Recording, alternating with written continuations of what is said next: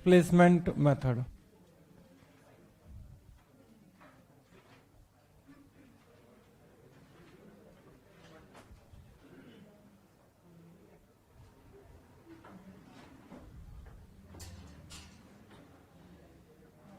Please ध्यान दें। तो सुनो, उंगली देख रहा हूं, ये u है और ये v है। थोड़ी देर बाद ये v बन जाएगा और ये u। कहने का मतलब कि हमने ऑब्जेक्ट रखा 15 पे तो इमेज बनती थी 30 पे। अगर हम इमेज ऑब्जेक्ट को रख दें 30 पे तो इमेज बनेगी 15 पे। ये तो जानते हो ना। तो u पहले था 15 और बाद में u हो गया 30, तो लेंस को कितना खिसकाना पड़ा होगा? 15 सेंटीमीटर। हाँ या ना? सही है ना? यही है डिस्प्लेसमेंट मेथड। होता क्या है कि लैब में कराते एक्सपेरिमेंट में होता है, तो हम ऑब्जेक्ट को तो वहीं रखते हैं और u को v बनाने के लेंस को खिसकाते हैं। ठीक, तो ध्यान दीजिएगा जरा, पहले सवाल कर लेते हैं। थ्योरी घटिया सी है, बाद में पढ़ा देंगे। यार ऐसे समझो कि एक लेंस ये है, ठीक, ध्यान दीजिएगा। ऑब्जेक्ट यहां फिक्स है और सामने स्क्रीन है। स्क्रीन का मतलब यहां इमेज बनेगी, है ना? प्लीज सामने देखना। किसी ने कहा कि ये 15, तो हम सब जानते हैं फोकल लेंथ 10 अगर ले लें तो इमेज बनेगी 30 पे।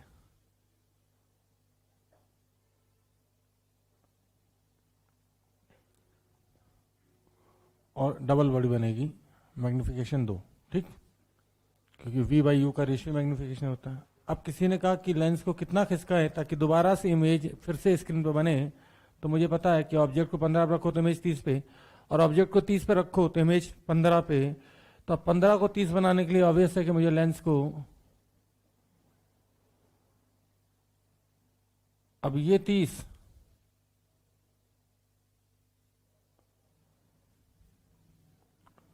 तो ये 15, सही है? कहने का मतलब पहली इमेज अगर ये 1 mm 2 mm ले लें तो ऑब्जेक्ट 2 mm का, तो पहली इमेज बनी थी 4 mm की। हाँ या ना? अब की बार मैग्निफिकेशन कितना होगा? 1/2। कितना होगा? तो भैया सीधी बात है कि अब इमेज बनेगी 1 mm की। कोई दिक्कत तो नहीं? कोई दिक्कत तो नहीं?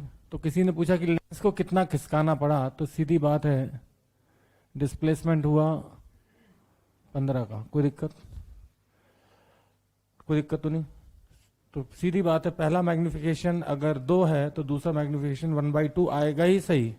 पहला मैग्निफिकेशन अगर 3 है तो दूसरा मैग्निफिकेशन 1/3। पहला अगर 3 है तो दूसरा 1/3। कोई दिक्कत? ध्यान देना जरा। एक चीज और देखना यहां पे, इसका मतलब है कि दोनों मैग्निफिकेशन का जो मल्टीप्लाई होगा वो 1 होगा।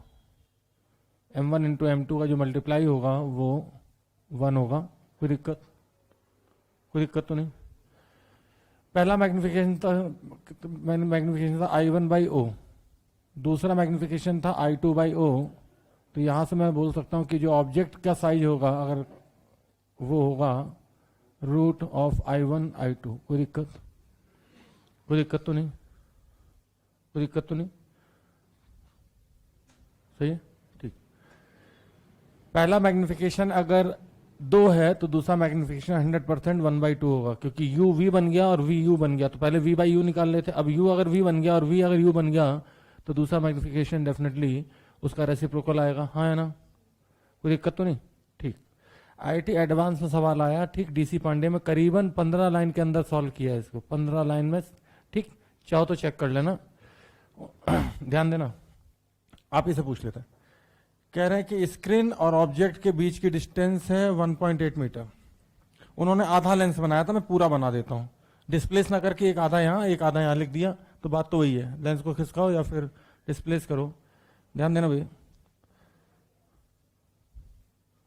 प्लीज ध्यान दें। ऑब्जेक्ट और इमेज जहां बन रही है उसके बीच की डिस्टेंस दी 1.8 मीटर। कितनी दी? जल्दी बोलो यार। 1.8 मीटर, सही है?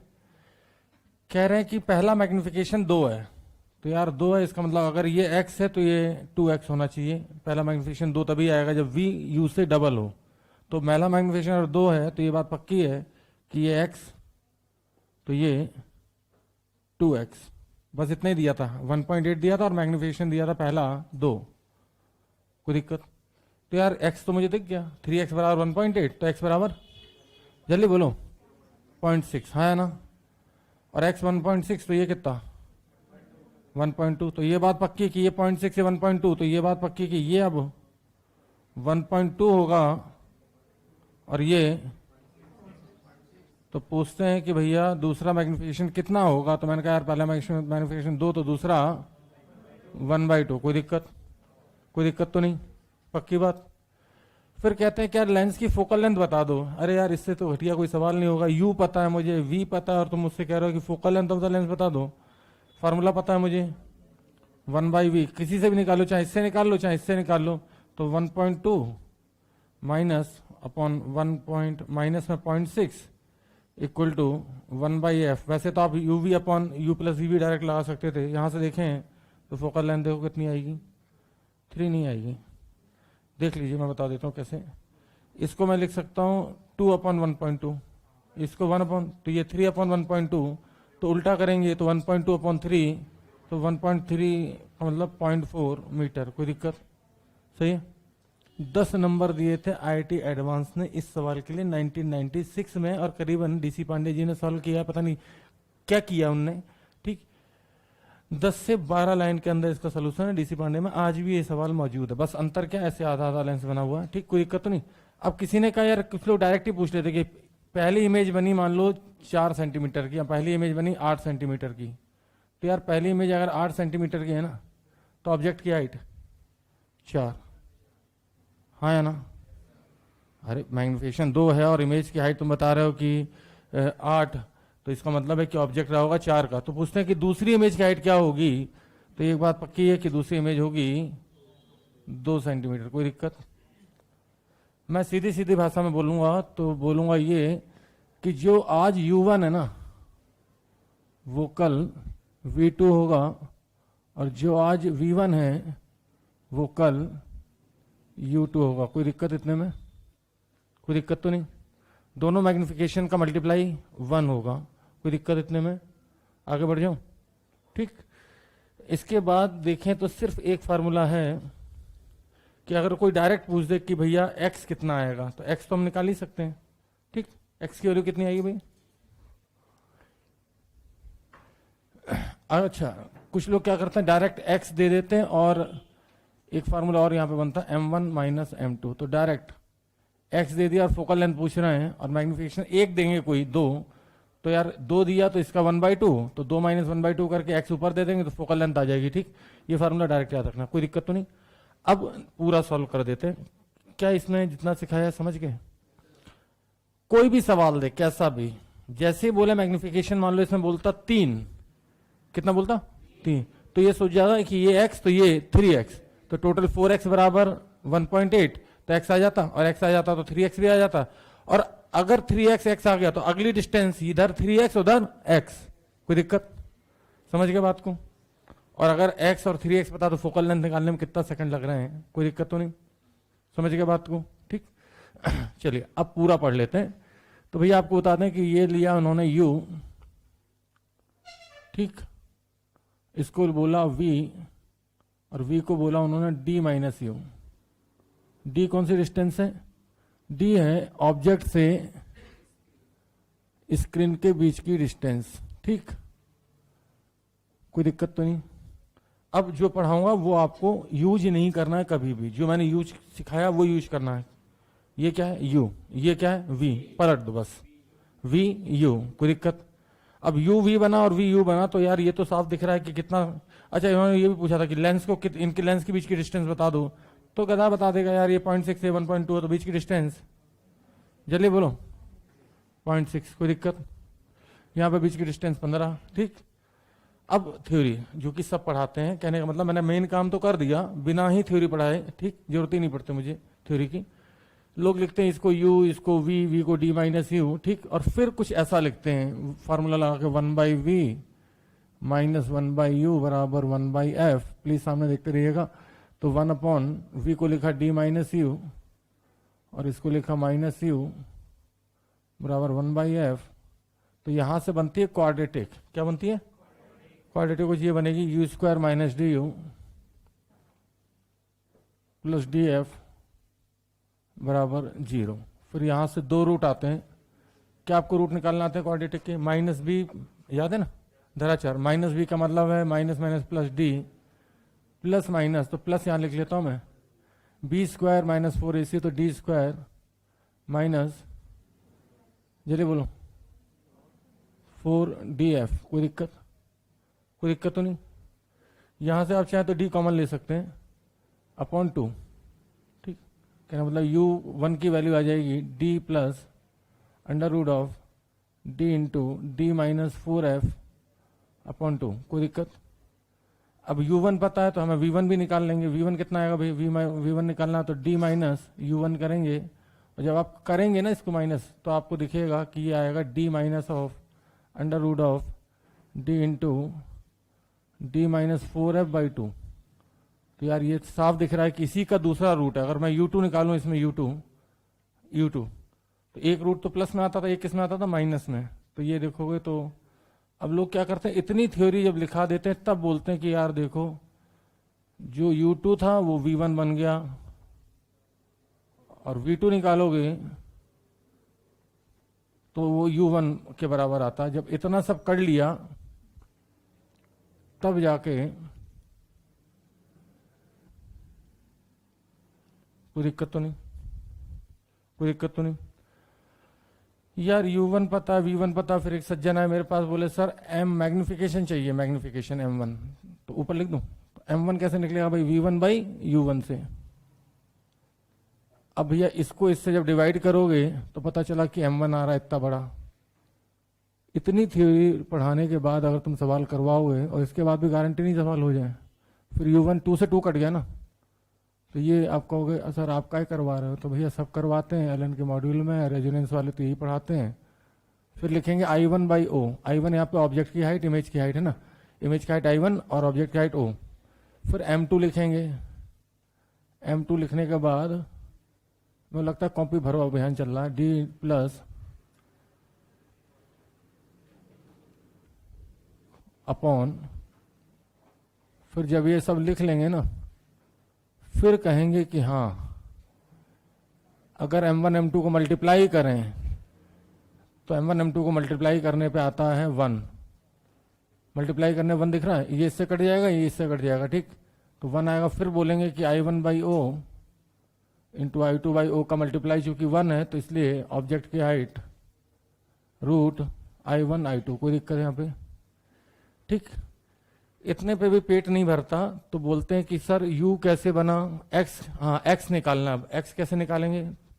तो कहते हैं x निकालने के लिए इसमें से इसको माइनस कर दो, बड़े में से छोटे को। वही डिस्टेंस थी अगर देखें तो, सही है। x का मतलब ये है कि भाई ये u1 था और ये बाद में u2 हो गया, तो u2 ये u1 और ये u2, तो u2 में से u1 माइनस कर दें। ठीक, तो x आ जाएगा। तो भैया u2 में से u1 या u1 में से u2 और माइनस करेंगे तो u1 माइनस u2 बराबर x।